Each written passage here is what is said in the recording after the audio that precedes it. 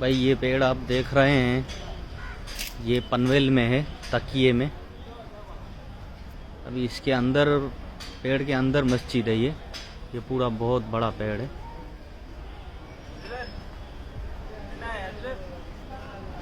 ये बहुत बड़ा पेड़ है। अभी अंदर की साइड अपन जा रहे हैं, पेड़ के अंदर की साइड जहाँ मस्जिद है। ये रहा जाने का रास्ता, ये अंदर जाने का रास्ता है। ये अभी अपन अंदर की साइड जा रहे हैं। ये काबे की निशानी है, डोरी।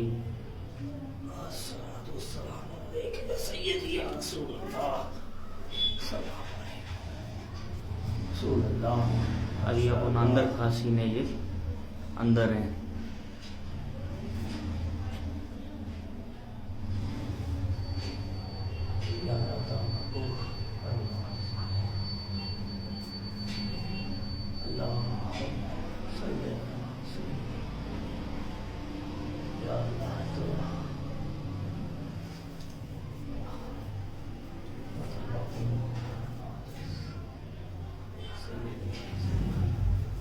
बाहर निकल रहे हैं।